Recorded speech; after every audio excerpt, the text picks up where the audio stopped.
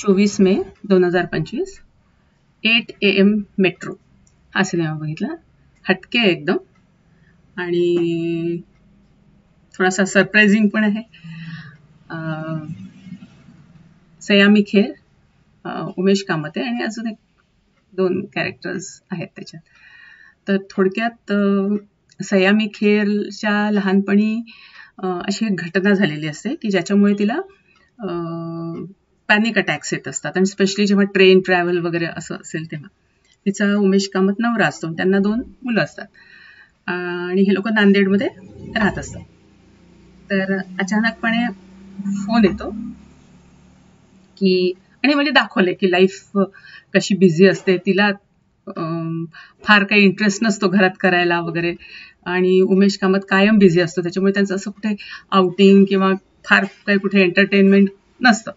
पण प्रेम असतं दोघांचं, म्हणजे फॅमिली इज गुड फॅमिली, पण बिझी, टिपिकल बिझी लाईफ. आणि अचानक मग तिच्या लहान बहिणीचा फोन येतो हैदराबादवरून की ती प्रेग्नंट असते आणि तिला अचानक ब्लिडिंग सुरू होतं आणि तिला ऍडमिट केलेलं असतं, कोणीच नसतं. तर ती म्हणते काय झालं, तुझा नवरा कुठे गेला? तर ती म्हणे तो फॉरेनला गेलाय असं ती सांगते. मग ही म्हणते उमेशला की मला सोडून येतोस का? तो म्हणतो नाही, मी बिझी आहे, मला बिलकुल वेळ नाही आहे, तुझी एकटी जा. आता एकटी जा म्हटल्यावर हिला टेन्शन येते लगेच, पण तरी ती आपलं मन घट्ट करून निघते. कशी तरीशी ट्रेनमध्ये जीव मुठीत घेऊन बसते. आता तिथे उतरल्यावर टॅक्सी करून ती हॉस्पिटलमध्ये जाते. 500 रुपये बिल होतं. मग तिथे बहिणीला भेटते, सगळं तिचं. तोपर्यंत तिथले मावशी त्यांची कोण असते तिला सांगितलं असतं जाऊन जवळ बसायला वगैरे. मग सगळं बोलणं वगैरे होते. तर ती म्हणते कशाला एवढे पैसे टॅक्सीने, एक तर वेळही लागतो आणि हे पण, त्यामुळे त्याच्यापेक्षा तू मेट्रो कर, लवकर पोचशील 20 मिनिटांमध्ये आणि 50 रुपयात पोचशील. ती म्हणते फक्त मग ती म्हणजे ठरवते मग मेट्रोने जायचं. जेव्हा येते प्लॅटफॉर्मवर त्या मेट्रोला बघून तिला घाम फुटतो आणि कसं तरी व्हायला लागतं. तर चक्कर येऊन ती पडणारच असते, तेवढ्यात एक माणूस तिला सावरतो आणि म्हणतो तुम्हाला भीती वाटते का, चला म्हणजे चढू. म्हणजे तो तिला कॉन्फिडन्स देतो आणि चढतो. मग ती उतरते दुसऱ्या, आणि जेव्हा परत येत असते तेव्हा परत तो भेटतो. म्हणजे अशी त्यांची एकदा दोनदा भेट होते. मग ते बोलायला सुरुवात करतात. म्हणजे ती सकाळची एक मेट्रो आणि संध्याकाळची मेट्रो, अशी 8 आणि 6ची. मग दोघांच्या संभाषणातनं हे लक्षात येते की ती पोएट्रीज लिहित असते आणि मग त्या पोएट्री तो वाचतो, त्याला आवडतात. तो तिला मग एक बुक देतो, जिगरा म्हणून. तर ते त्याच्यातल्या तिला गोष्टी म्हणजे ती आवडते. मग ते दोघं डिस्कस करतात. म्हणजे दोघांचे विचार मिळतात. मग ती हळूहळू त्याच्या फॅमिलीची विचारपूस करते, कोण आहे घरी. तर तो म्हणतो 2 मुलं आहेत, माझी बायको आहे मृदुला, ती बंगाली आहे, आम्ही पाऊस आला की आमचा रेन डान्स असतो, आम्ही असं करतो तसं करतो, मजा करतो. म्हणजे तो सगळं सांगत असतो. मग हा म्हणतो, मग एक दिवस मेट्रोमध्येच असताना फोन येतो की तिचा वाढदिवस. मग तो म्हणतो अरे तुझी वाढदिवसाची गिफ्ट तर राहिलीच. ती म्हणे नाही नाही कुठे आहे. म्हणजे ठीक आहे, माझ्या वाढदिवसाची गिफ्ट मी तुला हैदराबाद फिरवतो, हैदराबादच्या सगळ्या प्लेसेस दाखवतो. तर मग तो हिंडतात ते दोघंही. म्हणजे तो त्या बुक स्टॉलवरही घेऊन जातो. म्हणजे त्याच्या लाईफमध्ये जे जे घडलं असतं किंवा घडत असतं ते तो तिला सगळं सांगतो, ही पण त्याला सगळं सांगते आणि मोकळेपणे दोघांचे छान जमतं. म्हणजे तर तिची बहीण तिला म्हणते जेव्हा, आणि ती बहिणीला सांगत असते आज असं झालं तसं झालं, मी त्याच्यावर गेली. तर मग अचानक ही एक दिवस तिकडे गेलेली असताना बाहेर, म्हणजे त्याच्यावर तिला परत काहीतरी होतं बहिणीला. मग ती डॉक्टर म्हणते तुम्हाला सांगितले ना 24 तास तिच्याबरोबर कोणीतरी पाहिजे, असं तसं. तिची बहिणी खूप चिडचिड करते. मग तिला जाणवतं आपण आलो बहिणी करताय ना, आपण काय हिंडतोय या माणसाबरोबर वगैरे. मग तिला ते थोडंसं रिअलाइज होतं. आणि मग अचानक एक दिवस तिचा नवरा, बहिणीचा नवरा येतो. तर ती म्हणते अगं तो तर गेला होता ना. मग ती सांगते की मी तुला खोटंच सांगितलं, तर तो मला सोडून दुसऱ्या मुलीबरोबर गेला अफेअर, आणि मीच त्याला मग सोडून दिलं असं तसं.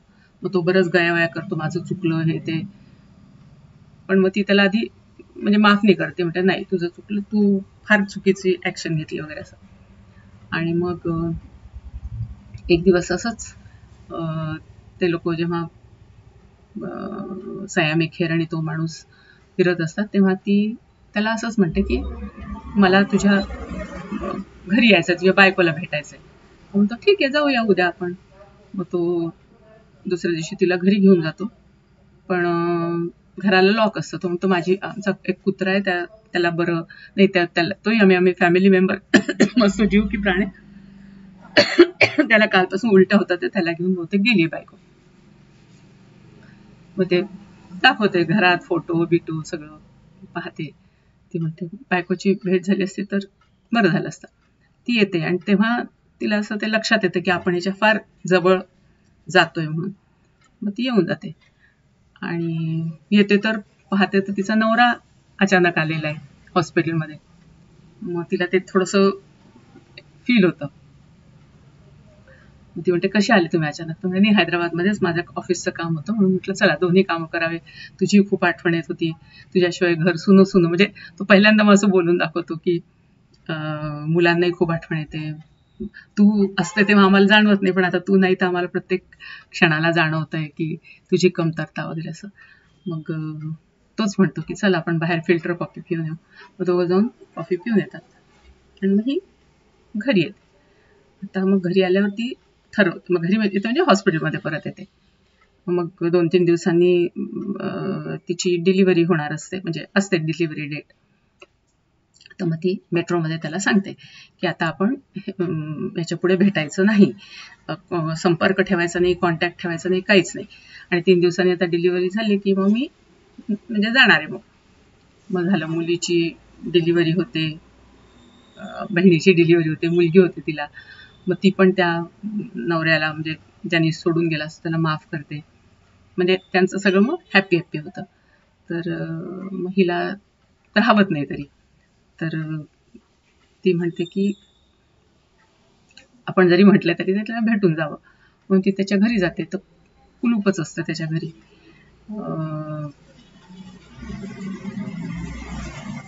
मग तेवढ्यात तो येतो आणि म्हणजे तिकडे तिकडे बघते, विचारते, हे करते दार. तर तेवढ्यात तो येतो आणि मग म्हणजे तिला कळतं की जे काही त्यांनी म्हटलं असतं की माझी बायको, हे मध्ये असतं पूर्वी, पण एका याच्यामध्ये बायको आणि मुलं दोघेही गेलेले असतात. आणि एकदा तो तिला स्मशानात घेऊन गेला असतो, त्यावेळेस त्या स्मशानातल्या माणसांनी त्याला एक मडकं दिलं असतं अस्थींचं की बहुत दिन बाद आए साहब, ये लीजिए असं करून.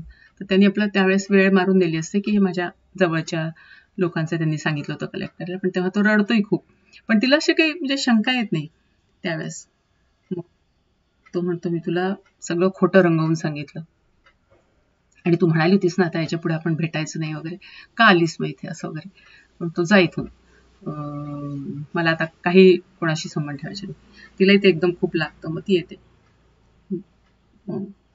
जेव्हा तो जेव्हा ती परत येते त्यावेळेस तिला कळतं की आता तो सोडून गेलाय. म्हणजे डिलिव्हरी नंतर जेव्हा ते लोक येतात बारशाला वगैरे त्या बहिणीच्या मुलीच्या, तर ती परत जाते तर घर बंद असते, लॉक असतं. मग ती त्या पुस्तकाच्या दुकानात जाते. तिथे तिला कळतं की किती दिवसांपासून तो आलाच नाहीये वगैरे, म्हणजे सोडून गेलाय तो इथून. पण मग तो पुस्तक वाला म्हणतो की हे तुमच्याकरता ठेवून गेल्यात त्या. 9 महिन्यानंतरची गोष्ट असते. तर 2 पुस्तकं देतो. एक तिच्या वडिलांनी लिहिलेल्या कविता आणि त्याच्यात तिने आपल्या केलेल्या ऍड कविता, त्यांचा एक संग्रह असतो. आणि दुसरं तिने 8 AM ची मेट्रो असं पुस्तक इरावती, तिचं नाव इरावती असतं, इरावतीच्या नावाने लिहिलेलं असतं. तर त्याच्यात तिने ती फुल स्टोरी त्याच्यामध्ये लिहिलेली असते त्यांच्या दोघांची, आणि सगळं कसं छान त्यांची रिलेशनशिप होती हे ते.